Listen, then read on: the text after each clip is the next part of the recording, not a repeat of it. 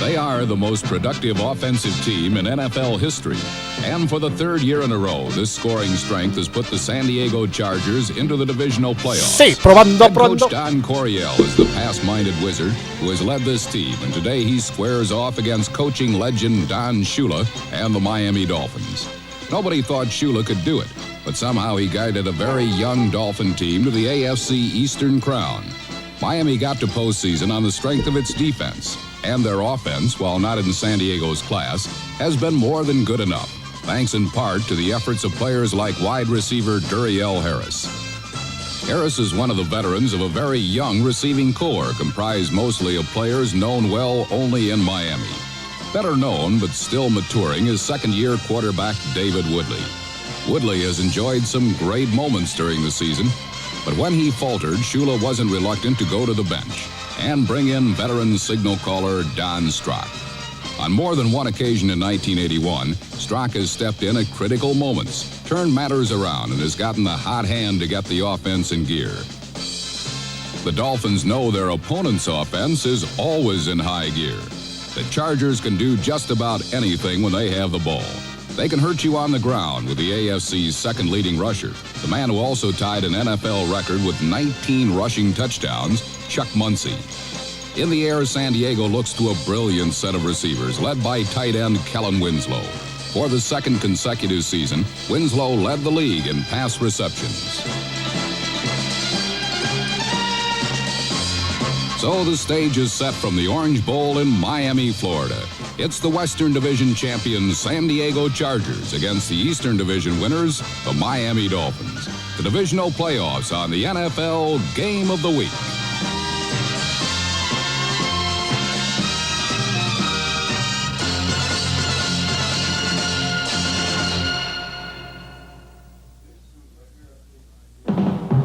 In the stretch drive to the playoffs, Miami's defense was its strong suit, and it would have to be at its best against the Chargers' talented attack. San Diego tried to establish the run on its first series by going to Chuck Muncie, number 46. But the Dolphins' defense was determined to prove it was as tough in the playoffs as it was in the regular season.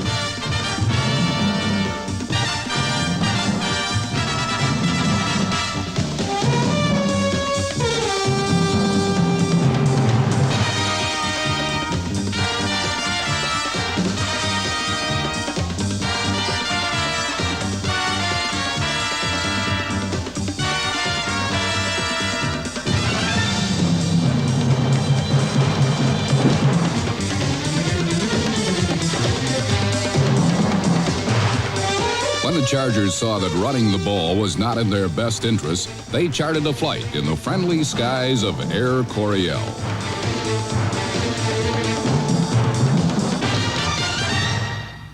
Number 89, Wes Chandler, hauled in a 47-yarder to set the stage for the game's first points, a field goal from kicker Rolf Benerschke.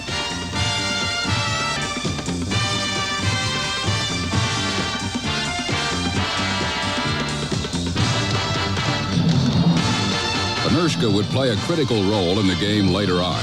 But for now, the men of the moment were the members of the San Diego defense, often maligned as one of the most generous units in the young Dolphin team to the AFC Eastern Crown. Sí, probando. Miami got to postseason on the strength of its defense, and their offense, while not in San Diego's class, has been more than good enough, thanks in part to the efforts of players like wide receiver Duriel Harris. Harris is one of the veterans of a very young receiving corps. Sí, probando. ¿Cómo están todos? Well only in Miami. Better known, but still maturing, is second-year quarterback David Woodley. Woodley has enjoyed some great moments during the season, but when he faltered, Shula wasn't reluctant to go to the bench and bring in veteran signal caller Don Strock. On more than one occasion in 1981, Strock has stepped in at critical moments, turned matters around, and has gotten the hot hand to get the offense in gear. The Dolphins know their opponent's offense is always in high gear. The Chargers can do just about anything when they have the ball. They can hurt you on the ground with the AFC's second leading rusher, the man who also tied an NFL record with 19 rushing touchdowns, Chuck Muncie. In the air, San Diego looks to a brilliant set of receivers led by tight end Kellen Winslow. For the second consecutive season, Winslow led the league in pass receptions. So the stage is set from the Orange Bowl in Miami, Florida. It's the Western Division champions San Diego Chargers against the Eastern Division winners, the Miami Dolphins. The divisional playoffs on the NFL Game of the Week.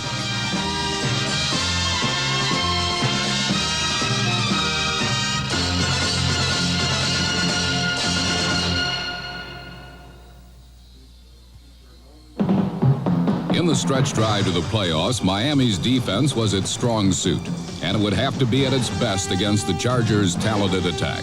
San Diego tried to establish the run on its first series by going to Chuck Muncie, number 46. But the Dolphins' defense was determined to prove it was as tough in the playoffs as it was in the regular season.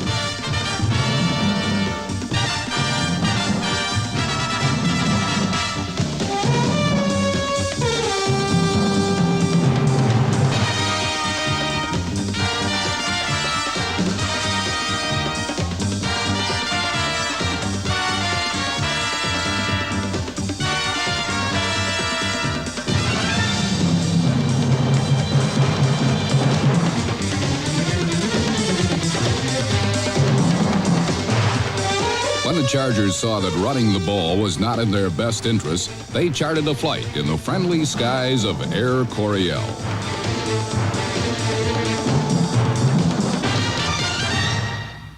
Number 89, Wes Chandler, hauled in a 47-yarder to set the stage for the game's first points, a field goal from kicker Rolf Benerschke.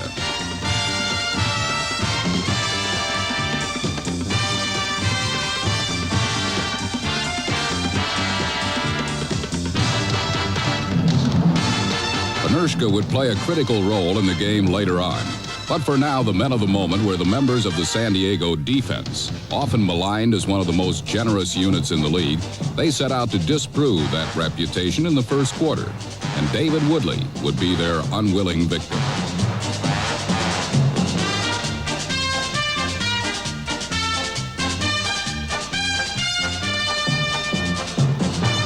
Leroy Jones, number 68, sacked Woodley to stop Miami. And then the Dolphins fell prey to the first of three key mistakes that would eventually give San Diego a commanding lead.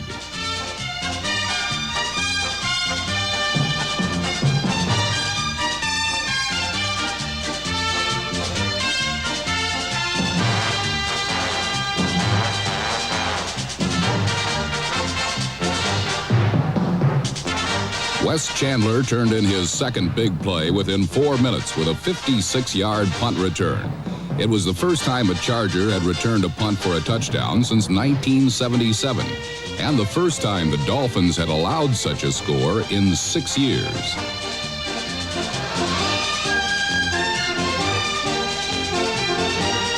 The irony of Chandler's run was this. The leading punt returner in the conference in 1981 is James Brooks, who was San Diego's deep back on the play. But the punt was short enough that Chandler, the up man, made the catch. He then made the most of his opportunity.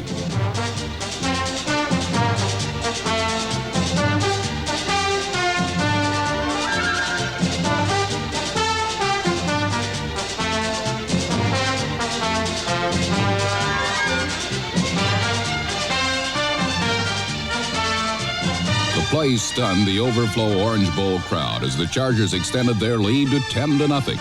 But things were just starting to get bad for Miami. On the very next play, the Dolphins' special teams made a second costly error.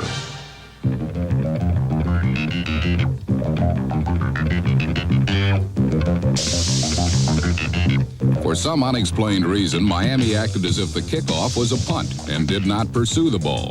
San Diego's Hank Bauer did, however, and the Chargers took over. Within minutes, Chuck Muncie swept right in, and the nightmare grew darker for the Dolphins. It was now 17-0 San Diego, but they weren't finished yet. A third key mistake was made by Woodley and the Dolphins barely a minute later.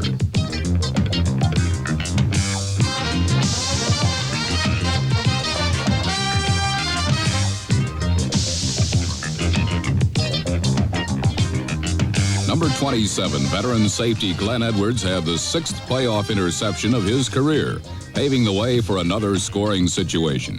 Charger quarterback Dan Fouts did not squander the opportunity.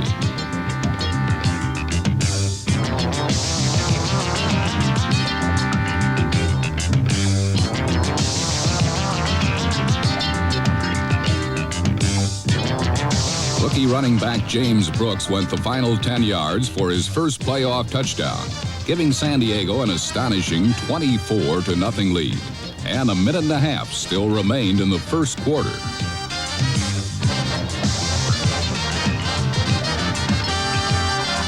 When Woodley was unable to move the team on its next series, Miami coach Don Shula decided to make a change. Riding into the rescue was backup quarterback Don Strock, football's answer to Goose Gossage. But unlike his baseball counterpart, who comes in to put out fires, it is Strock's intention to ignite the Dolphins. And that's just what he did. From the moment Strock entered the game, Miami was a completely different team.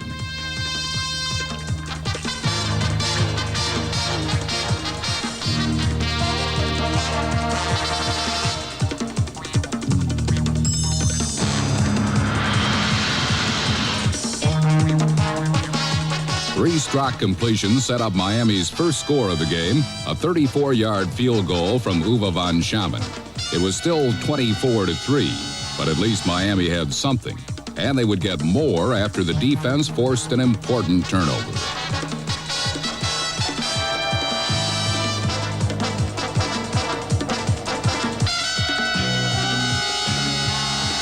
Linebacker Kim Bokamper stripped Fouts of the ball, and nose tackle Bob Baumauer recovered the fumble. Then Strock continued his magic, connecting on 5 straight passes to move the Dolphins close to a score.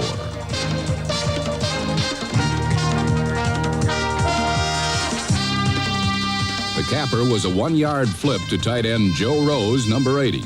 And suddenly it was San Diego 24, Dolphins 10.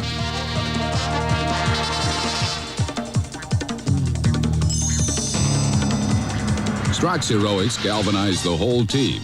The defense stopped the Chargers the rest of the half. And when the offense took over with seconds to go, they stunned the Chargers, the fans, and the millions watching on TV with one of the most incredible plays of the year.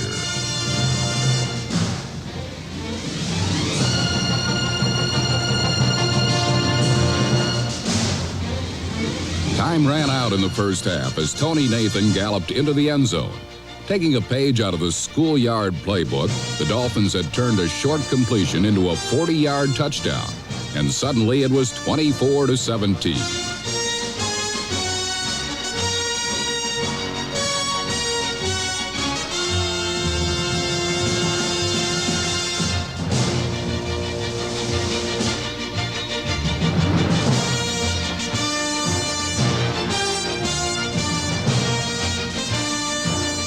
Duriel Harris's lateral to Nathan was the single most important play of the half. The momentum had now switched completely over to the Dolphins. Once trailing by 24, they went to the locker room behind by only 7. The Chargers, predictably, were stunned.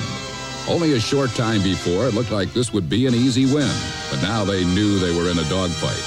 What they didn't know, what no one knew, was that an even more incredible second half would make this one of the greatest games in playoff history.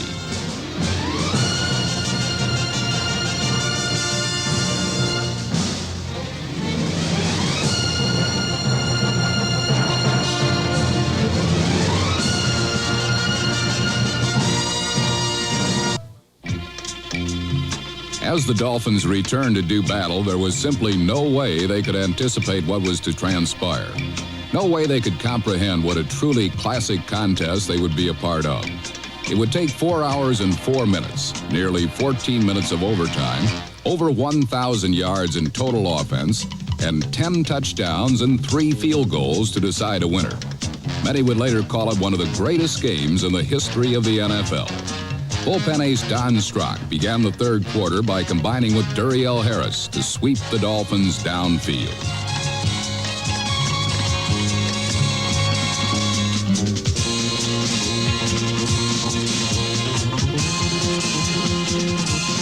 A pair of remarkable catches by Harris focused Charger attention on Miami's wideouts, so Strock changed pace and called on his tight end, Joe Rose.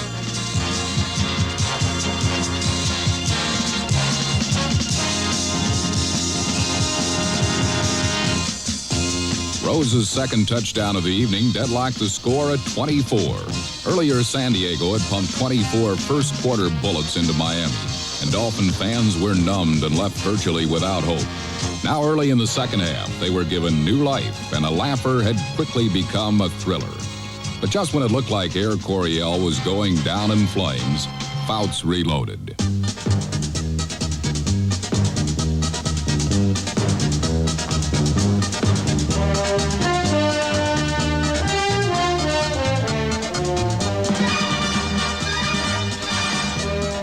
Kellen Winslow would finish with 13 catches for an amazing 166 yards, thrust San Diego back on top, 31-24. Fouts made it all possible with a convincing pump fake to the outside, which froze a pair of Dolphin defensive backs. Winslow snuck in underneath, and he was wide open.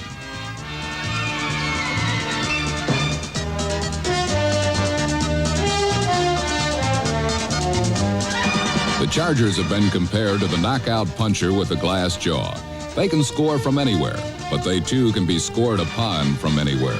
True to form, their touchdown lead quickly vanished. Late in the third quarter, Superman Strock utilized a splendid mix of run and pass and orchestrated an 83-yard march downfield. Patience and hard work, the mark of a Shula team, were the ingredients.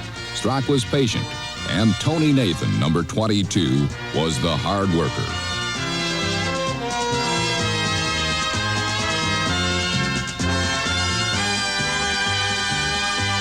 Suddenly, with a first down from midfield, Strock knew he had lulled the Chargers into sleep with dump passes and short forays into the flat. So he sent Bruce Hardy, number 84, deep.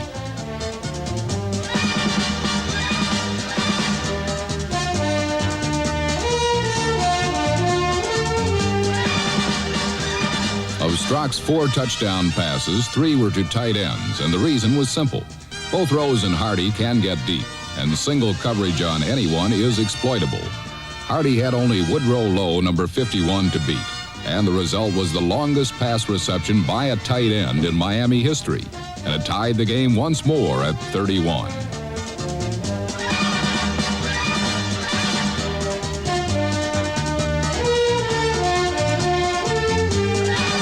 This had become far more than a football game.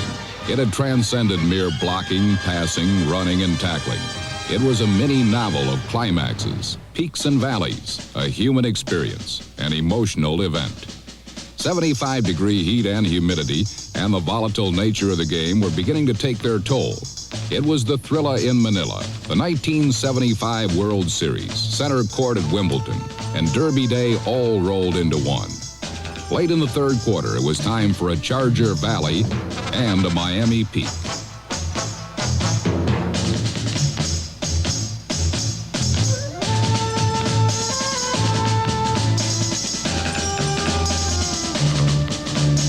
Lyle Blackwood intercepted and lateraled, and Gerald Small returned it to the Charger 15. And on the first play of the fourth quarter, Miami led for the first time in the game, 38-31.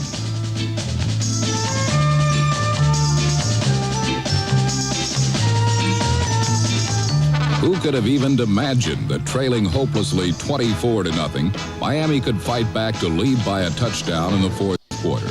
This game was a collage of big plays, and before it would end, 75,000 Orange Bowl fans could arguably say to each other, "This was the greatest game I've ever seen." Ahead, the final chapter of a classic.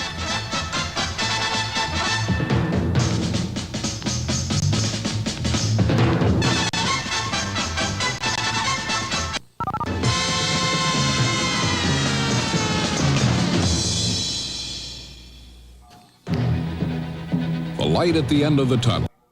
At last, Miami could see it. But leading by 7 with 5 minutes to play, that light became an oncoming train. Number 37, Andre Franklin, fumbled, and Fouts drove his Chargers on, whipping them down the stretch.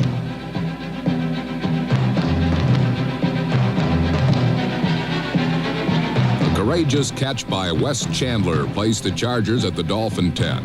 And with just over a minute remaining, Fouts proved why he was able to break his own NFL passing record for the second time in his career, and why he led the league in touchdown passes this season. He waved his magic wand one more time.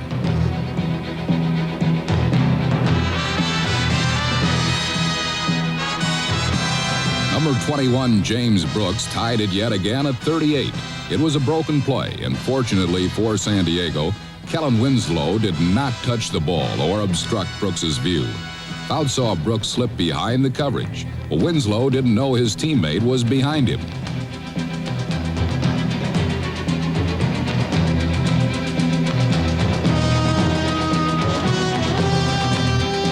"58 seconds remained, and in this game, 58 seconds was an eternity. From 43 yards out, Uwe von Schamann had a chance to win it for Miami with 4 seconds to play.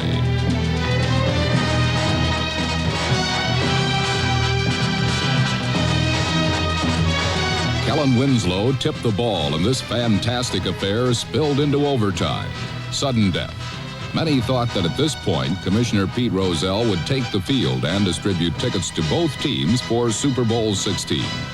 After all that had transpired, certainly both teams deserved it. He at best could have given them Purple Hearts. In overtime, Fouts again added to his passing yardage that would eventually total 433 yards.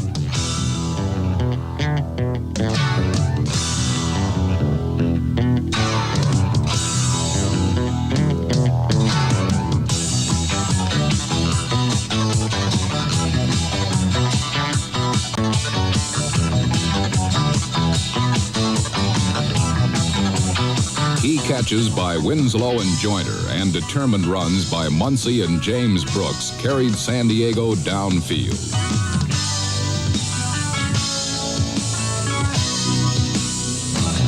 Rolf Benerschke, perfect inside the 20 all year, poised himself to win it from the Miami 8.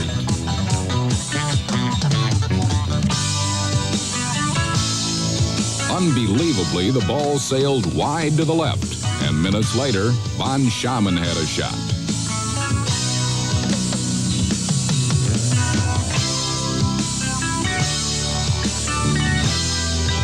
Again, Kellen Winslow blocked his attempt, and the saga continued.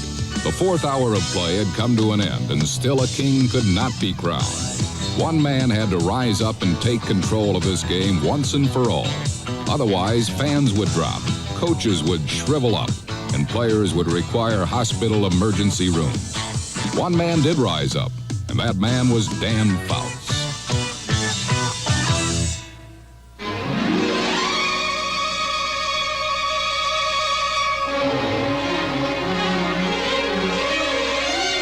Wes Chandler, one of 3 Charger pass catchers to go over 100 yards, caught a pair on the drive. And veteran Charlie Joyner made a big catch, good for 29 yards.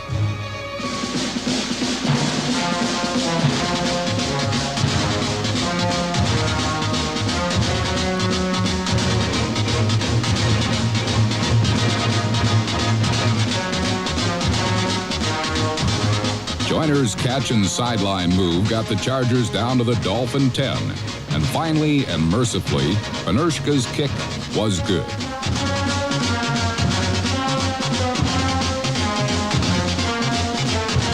There was no emotion left. The game played on the evening of Saturday, January 2nd, 1982, was ready for the record books, and the athletes were ready for psychiatric assistance and intensive care. Miami's Cinderella season had come to an end, as San Diego had performed the impossible. They had defeated the Dolphins in their own home Orange Bowl. Surely there is no way that the Super Bowl in Pontiac can come close to being even a shadow of this classic contest. Arguably, this game may perhaps be the greatest game ever played. Certainly it is the greatest game played in a long, long time. It had more scoring than any playoff game ever, and undeniably more excitement. The expressions on the faces of the winner tells it all. Their reward, a date in freezing Cincinnati in the AFC Championship.